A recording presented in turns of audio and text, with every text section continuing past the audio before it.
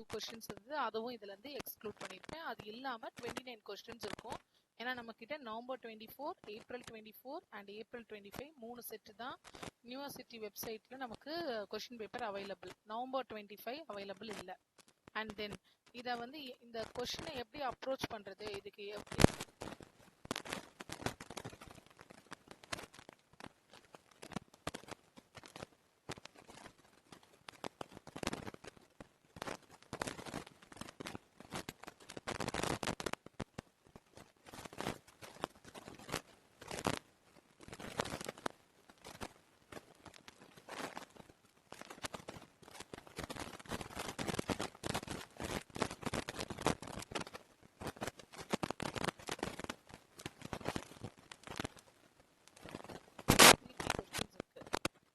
ஒரு question direct கொஸ்டினாவும் ஒரு question டெரிவேஷனாவும் இருக்கு லாப்லேஸ்ல.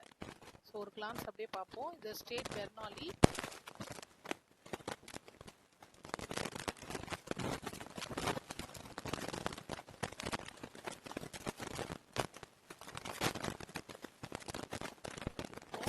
அதை செக் பண்ணி பாருங்க. பெர்னாலி. ஸோ இது எப்படி நான் பெர்னாலின்னு கண்டுபிடிப்பேன்? அவங்க வந்து இங்க யூஸ் பெர்னாலின்னு கொடுத்துட்டாங்க ஏப்ரல் 25 கொஸ்டின் பேப்பர்ல. கொடுக்கலன்னா நீங்க எப்படி கண்டுபிடிப்பீங்க? இன்டெகிரல்ல 2 ஃபங்க்ஷன் இருந்ததுன்னா பெர்னாலி. எக்ஸ்னு ஒரு ஃபங்க்ஷன் கூட இ பவர் இருக்கலாம், சைன் இருக்கலாம், காஸ் இருக்கலாம். அண்ட் இங்க ரிடக்ஷன் ஃபார்முலான்னு அவங்க கொடுத்துட்டாங்க. இங்க கொடுத்துட்டாங்க. கொடுக்கலனாலும் நீங்க எப்படி கண்டுபிடிக்கலாம்? சைன் பவர் என் இல்ல காஸ் பவர் என் அந்த ஃபார்மேட்ல இருக்கும். ஸோ ரிடக்ஷன் ஃபார்முலால இன்னும் ஒரு கொஸ்டின் இருக்கு. ஸோ இதுல தான் நீங்க ஈஸியா 2 மார்க்ஸ் எடுக்க முடியும். ஏன்னா இது ஸ்டாண்டர்டா இதுதான் question, Bernoulli reduction formula. So இந்த ஃபர்ஸ்ட் சாப்டர் நமக்கு சிம்பிள்.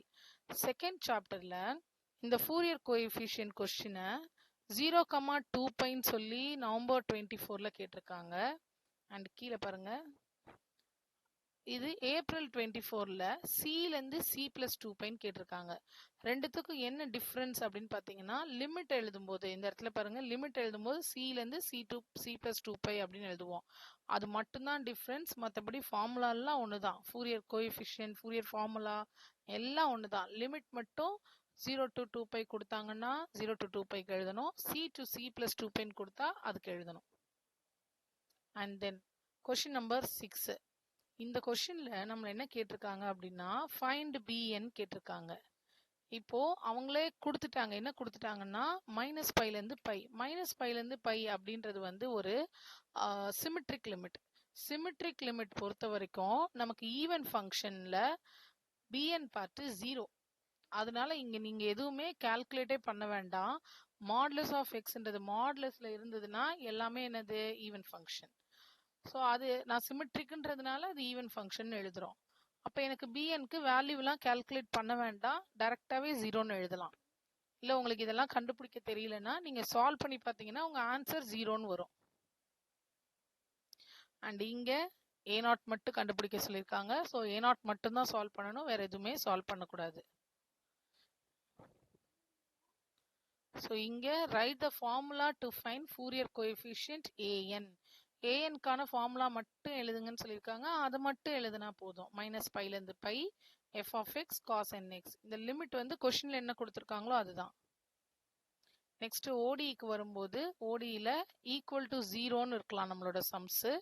இல்லைன்னா பிஐ மட்டும் கண்டுபிடிங்க, இல்லைன்னா சிஎஃப் மட்டும் கண்டுபிடிங்க அப்படின்னு இருக்கும். ஸோ சம்ஸ் இதுல இருக்கு. இதுல உங்களுக்கு புரியுற மாதிரி தான் சால்வ் பண்ணியிருக்கேன். ட்ரை பண்ணி பாருங்க. இதுல 3 கொஸ்டின்ஸ் இருக்கு. இது ஒன்னொன்னா எக்ஸ்பிளைன் பண்ணிட்டு இருந்தா நமக்கு வீடியோ ரொம்ப லென்த்தா போகும். அதனால நீங்க பிடிஎஃப் டவுன்லோட் பண்ணி ப்ராக்டிஸ் பண்ணி பாருங்க.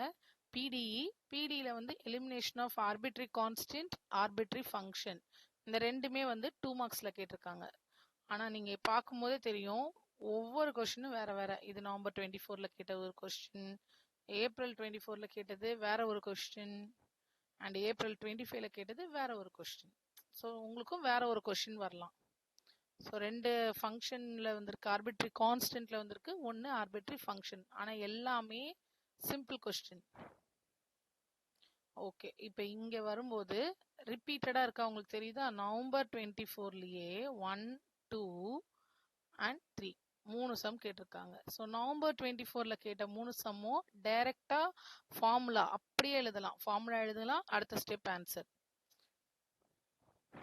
ஸோ 2 மார்க்குன்றதுனால சின்னதா எழுதல, இது சம்மே இவ்வளோதான், அதனால சின்னதா எழுதியிருக்கோம். நெக்ஸ்ட் ஏப்ரல் 24 வரும்போது அவங்க என்ன கொடுத்துருக்காங்க, ஃபைண்ட் அப்படின்னு கொடுத்து e⁻80. e⁻80யோட ஃபார்முலாவே அவங்க கொடுத்துட்டாங்க. ஸோ நம்ம அதில் எழுதுறதுக்கு ஒன்றுமே இல்லை. இட் மீன்ஸ் நம்ம டிரைவ் பண்ணணும், அது எப்படி வந்துச்சு அப்படின்னு எழுதணும். இங்கே நான் 3 வேல்யூக்கு இது மாதிரி டெரிவேஷன் போட்டிருக்கேன். ஸோ e⁻80 கேட்டால் எப்படி போடுறோமோ அதே மாதிரி e⁻−80. இதே மாதிரி உள்ளுக்குள்ள cos 80, sin 80, ஃபங்க்ஷன் மாற மாற டெரிவேஷன் மாறும். பட் இதுதான் ஃபார்மேட்டு. இதுவும் ஏப்ரல் 24ல கேட்ட கொஸ்டினா. ஸோ லாப்லாஸ்க்கான வெயிட்டேஜ் வந்து அதிகமாக இருக்கு. இது L inverse, so reverse shifting use பண்ணியிருக்கோம். இதுவும் ஏப்ரல் 24ல கேட்ட question. So L of T power எண்ணுக்கு தான் நமக்கு டெரிவேஷன் இருக்கும். இது டி பவர் என் பிளஸ் 1. இப்போ இது மட்டும் கொஞ்சம் உங்களுக்கு காம்ப்ளிகேட்டடாக ஃபீல் ஆகும். ஏன்னா இங்கே டெரிவேஷனில் யூடிவி மெத்தட் எடுத்திருக்கோம், that is integral by parts. So by பார்ட்ஸில் ஃபர்ஸ்ட் பார்ட் 0 ஆயிடுது, செகண்ட் பார்ட் திருப்பி இன்டெக்ரல் பை பார்ட்ஸ் வரும். ஸோ இது அகைன் அண்ட் அகைன் போடும்போது என்ன ஆகும், ரிகர்சிவ் ஃபங்க்ஷன் வரும். ஸோ ஃபைனலாக நம்ம இப்படி எழுத முடியாது. அதே கொஸ்டின் டி பவர் என் நமக்கு புக்கில் இருக்கிறது இதுதான் டி பவர் என். இது ஏப்ரல் 25ல கேட்டிருக்காங்க இந்த கொஸ்டின். ஸோ 2 மார்க் தான், பட் இது கொஞ்சம் லென்த்தியாக இருக்கும். ஸோ ஒரு செமஸ்டருக்கும் லாப்லாஸ்ல இருந்து மட்டும் 3 கொஸ்டின்ஸ் இருக்கு.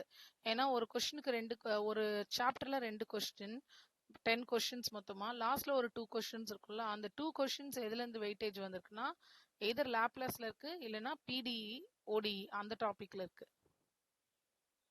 ஸோ லாஸ்ட்ல இது ரொம்ப ஸ்டாண்டர்டா சாலினாய்டல்னா என்ன, கர்ல்னா என்ன, சாலினாய்டல் எப்படி கண்டுபிடிக்கணும், அண்ட் டைவர்ஜென்ஸ்னா என்ன, கிரேடியன்ட்னா என்ன, இரோட்டேஷனல் வெக்டார்னா என்ன. ஸோ இதெல்லாம் பேசிக் டெஃபினிஷன்.